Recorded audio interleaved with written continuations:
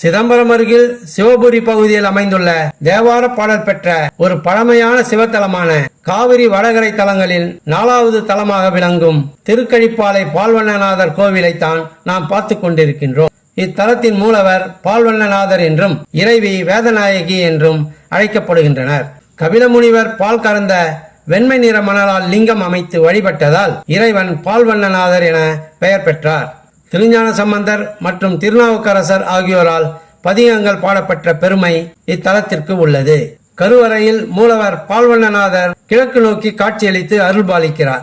அவருக்கு பின்னால் சிவனும் பார்வதியும் திருமண கோலத்தில் இடம்பெற்றுள்ள காட்சி கல் சிற்பமாக வடிக்கப்பட்டுள்ளது. குதிரையின் கால் குழம்புபட்டு பிளவுபட்ட லிங்கத்திற்கு இன்றளவும் பூஜை நடத்தப்பட்டு வருகிறது. குதிரை குளம்படிப்பட்ட பள்ளம் 2 லிட்டர் பால் பிடிக்கும் அளவிற்கு உள்ளது. தினசரி அபிஷேகத்துக்கு பின்னர் இதில் தேங்கி நிற்கும் பால் பக்தர்களுக்கு பிரசாதமாக வழங்கப்படுகிறது.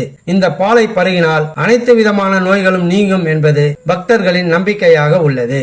அதேபோல் சுந்தரேஸ்வரர் உடனுரை மீனாட்சி மற்றும் குஞ்சிதபாதேஸ்வரர் நடராஜர் உடனுரை கோமதி நாயகி என்ற பெயருடன் அருள் புரிகிறார்கள்.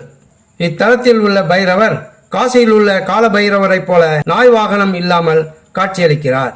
4 அடி உயரம் கொண்ட பைரவர் சிங்கப்பல்லுடன் வீற்றிருக்கிறார். இத்தலம் காலை 7 மணி முதல் பகல் 11 மணி வரையிலும் மாலை 5 மணி முதல் இரவு 7 மணி வரையிலும் திறந்திருக்கும்.